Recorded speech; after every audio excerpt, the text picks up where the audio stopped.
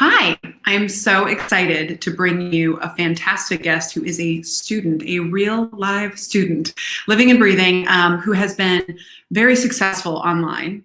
And our hope is that, I don't think that giving advice about how to be successful online should probably come from me when it's to students. I think students probably are the best to share what works and what not to do. And so what we did is we found a superstar student. Please join me in welcoming Richard Clark from Arizona State University. I really appreciate you making the time. Yeah, absolutely.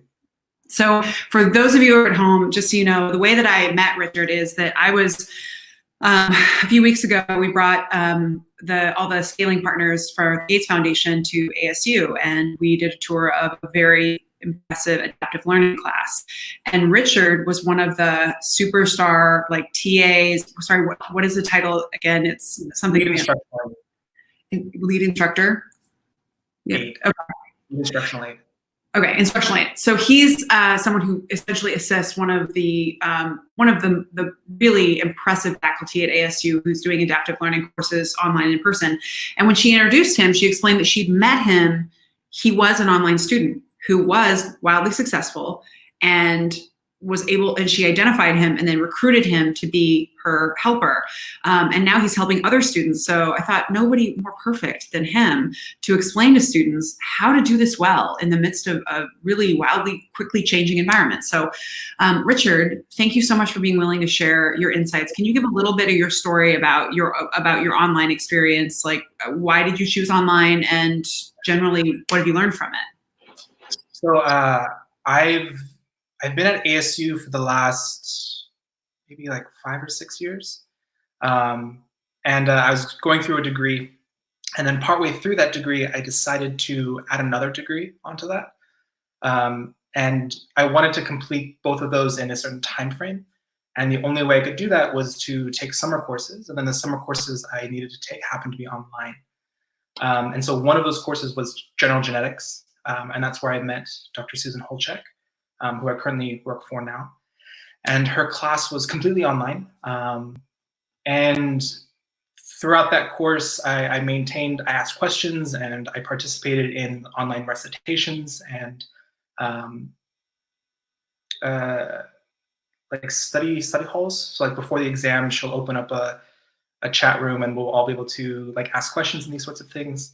And then through all of that, I remember I sent her an email at the end of the course thanking her for the course and everything. And she emailed me back, and she was like, hey, I noticed that you're a secondary ed major. Would you like to work for me? And I was like, yes. And so that's how she recruited me. And so I've been working with her for the past 2 years, going on 3 years. And it's just been a wonderful experience. Not only being able to translate my education degree into something practical, but as part of the education, you have an internship and you go once a week, and you see students. But this is multiple times a week. You're right there with the students. You're dealing with curriculum. You're having to interpret, and it's been much more meaningful as an experience as a teacher than some of my internships have been. But also just realizing that students are kind of the same everywhere. They ask the same questions. They're whether you're in middle school or you're in college, you're worried about the same things. You care about the same things, and you're just as afraid of being wrong as everybody else. And so it's been a wonderful experience. Wonderful. Well, I picked up on your enthusiasm for teaching and for helping all of us who are trying to figure out how to navigate that class. And I am guessing that is happening right now. So I wanted to make sure that so first I want to know, you are both an in-person student and an online student. Mm-hmm. And what do you think, there's some changes between the two, obviously, but what do you think, what did you need to change about your style of approaching the course that helped you be successful when you were trying to go online? So my first experience with online, and this is kind of what worked for me, is the professor will give you the entire module up front, right? And this is how it's in college, at least. So the entire module is up front. And so you can kind of move through it at your own pace. So I think some of the wiser ones might have started, taking bite-sized chunks out of the module throughout the entire week. I decided to take a much more condensed approach. I blocked out an entire day in my schedule that I would just go through all of the material. And for me, that worked. At least that worked for some of my classes. For my genetics class, one thing Dr. Holchek doesn't necessarily want to encourage is that kind of modality of dealing with the material. So she will chunk her own material throughout the week. So you have to work on it bits and pieces. So there's due dates throughout the week. There are different assignments you have to work through, and then there are certain check-ins. And so all in all, you can either choose to do it like piecewise, or you can do it as I tried to do all at once. And it just really depends on what your style is, and what the great thing about online is that you can have a day job and still go to school and still do class. And so for me, I was working a lot at the time. And so that was really helpful to be able to just be like, tell my work, hey, I need Wednesdays off. And so then just, go through all of the material on Wednesday and hope for the best. Yeah. So I want to ask really quickly, when you did the all at once, did you do it at the beginning of the term or at the end of the term? So what I mean by all at once is like each week there's a lesson essentially. Okay. And so, for example, I took an online biochemistry course the following semester. And so our weeks ran from Thursday to Wednesday. So Wednesday was when everything was due. So all the assignments, all of the quizzes, the homeworks, these sorts of things. And so for me, I was just able to, wake up, in the morning, go through the lessons, and then work through the homeworks, and then do the quizzes by midnight that evening. Okay. But again, with different classes, it just kind of depends on how the teacher sets it up as well. I was in an online history class, and there was a platform called YellowDig, which is a social media platform that's syncs with our LMS, our Canvas.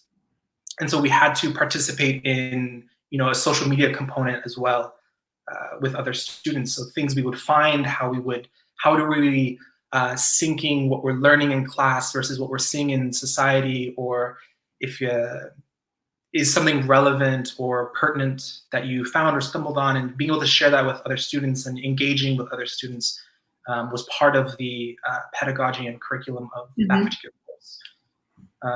So there are teachers who teach online and who try to create a course that is as meaningful and interactive for the students. And then there are teachers who just post them lecturing for an hour, and then you take a quiz, and then you get a grade. So each online class is a little bit different, and so it's just like a regular classroom. I've had math teachers who sit there and just do problems on the board, and I've had math teachers who actually try to build a foundation of understanding within the students. And so in the same way with online, some teachers are just, here's all the material, and some teachers are like, here, let me help you move through the material. So what I heard from you is that people need to understand how they learn, because you can maximize online for how you learn, but you need to adapt. And there's not like a blanket statement like, oh, I registered online, so all my classes are going to be a certain way. It sounds like each class is going to have its own specific way, because each faculty member is unique, and you need to adapt learning style and figure out what that would look like, what success look like for you in each class. Exactly. Okay. And just like in the classroom, what you put in is what you're going to get out. So if you're only going to put in 8 hours on a Wednesday, then you're only going to get out 8 hours on a Wednesday. But if you engage and think about the material throughout the week, and pace yourself and whatnot, then you might get more out of the material, out of the class. So I also heard, though, you talked about reaching out and asking questions and not just being silent. So when I did online classes, which feels like 100 years ago, which I think it was actually just like under maybe 18 years ago, I was one of those super passive, did not interact with the professor, just kind of like, what are my milestones, just like delivering it, did not actually learn anything, because I never gave myself the opportunity to learn anything. I just did the bare minimum and focused on just the grade, not the actual learning or connecting with anyone. and what I heard is different in your experiences. You need to be an advocate for yourself. You need to speak up, and you need to obviously email. We heard earlier today that faculty are going to get a lot more emails as a result of teaching online, and they should prepare and figure out how they're going to, for faculty, they need to set aside time for email that they probably didn't need before. But for students, you're going to need to be more proactive about reaching out about what you need, because there's no longer, you're not sitting there. They can't observe that you have a challenge. You're going to have to actually communicate that you have a problem. Yeah, it's, I think most people have been in a classroom, and that period of time before the class and like after the class, when students come up to you and like are asking all these questions, like that time is now emails, right? But also I think students are a lot more proactive when it comes to emails, because there's a level of anonymity, and there's maybe a disconnect, because sometimes students can feel shy, I guess, or timid when asking professors certain things, especially if the professor doesn't like portray a very like I want questions kind of energy. Mm-hmm. So I think emails are encourage more communication, but also yeah, it just depends on the teacher. Again, like sometimes there are some teachers who I didn't want to email at all. Mm-hmm. And I mean, Academy was my friend, Google was my friend, students who had already taken the class were my friends. I remember I met up with some of my classmates in one of my online courses at a coffee shop, and we went through our notes together, just because I didn't want to talk to my professor. But there's an online discussion board on on your LMS and on Canvas, and I just like asking questions through that. We were just like, hey, do you just want to get together and like compare notes? And I was like, yeah, sure, let's do it. So we just met up at a coffee shop and we went through notes together. So I think on some elements, like with online courses, there's a convenience because you can do it on your own time. And it also, I think, allows for students to be more proactive in their own learning. Mm-hmm. And it kind of helps ease that maybe shyness when it might be to talking to a professor, especially maybe incoming freshmen who this might be their first class. They don't know what to expect. Maybe they came from a really small school in some remote part of the state they live in. I think there's a lot of benefits to having an online platform and, being the teacher making themselves available. Mm-hmm. I think also when teachers respond to emails, it encourages more communication as well. Okay. So if a student asks a question, they don't get a response for 2-3 days, then they may be less inclined to ask. So I think also teachers, it's really important for them to, if they get an email, to respond to that email timely. This is good. So I'm also hearing from what you're saying, people need to create and find and create your own community. And in this day and age, it's going to need to be virtual. And so maybe you can't meet up at the coffee shop, but they're going to now, you're on a shared platform. There's usually a chat now in Zoom. You can identify other students, but you need to create your own kind of learning community. And it might be a different kind of learning community than you saw when you were in in-person classes. Okay. Yeah. But I also heard faculty response to emails really matters. And, earlier today we were hearing that this can actually, what we're hearing from faculty is they're finding that this is actually helping them become better at their craft, that it's a tool that you're getting real-time feedback. It's also a tremendous equalizer. The pedestal is somewhat gone. And so you're face-to-face with folks and much more somewhat accessible. And that also is very humanizing. And you're all going through this very challenging moment together. So there's definitely some silver lining to the experience. But I just wanted to also, we can close out. I wanted to see if you had any other advice for faculty who are trying to make sure their experience, their virtual experience, their distance learning experience is as engaging as possible for students. And since you are part of one of the most engaging classes I've ever seen, I thought you might have maybe a piece of advice to offer them. Take risks. At this, right now with everything that's going on and this, huge shift to remote learning, try anything, try everything, because at the end of the day, you can adapt it to your students' needs. And if you find something that doesn't work, then you know it doesn't work.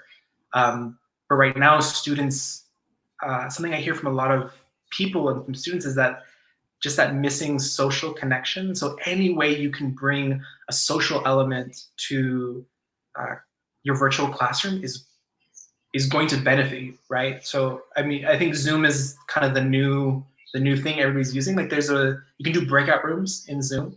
And so having students like move into breakout rooms and then, having a leader in there to help, pull out questions and comments and conversation and any kind of like interaction that students can have, even in a virtual environment, whether it's written or spoken, is so valuable. And I think students are so hungry for that. That's great. But the only advice I guess I can give faculty is take risks and be open to what other people are doing. And, we're being forced to move into a new age of teaching and learning, and so what worked for X amount of years before, it almost is not going to work now. And so who knows, right? Like, yeah. Who knows? People who are upset, I understand, but like, I don't think that the lecture really was working for many people, right? Because that was focused entirely on coverage and not the transfer of knowledge. And so now a place where we're having to kind of peel away this, I guess it's somewhat the comfort that we once had, and it's really pushing folks to really focus on what is actually going to transfer these ideas. How much do I actually need to have come out of my mouth? What other modalities can I leverage? What other mediums can I leverage to get this wisdom to students? And I really appreciate you taking the time. Like, I know that everything that's going on, it feels just super overwhelming, but you cannot go through this moment and miss that being a part of the knowledge economy is more important than ever, and equipping students with the ability to support themselves and to adapt and to evolve in this moment when we're all going to have to work. Literally, everyone works from home almost. We want to make sure that we set our students up to be successful in the knowledge economy, and that's going to, like, why not use this test of the fact that you have to learn and communicate online as a means to ensure that we're setting up for that. So, silver linings, man. Yeah. All right. Well, so appreciate you taking the time, especially in the midst of a wild week. I hope we can reach out to you again, but I just want to, again, thank you so much for your insights, and I hope that you have a less stressful rest of the week. Thank you so much. Take care. Appreciate it. Thanks.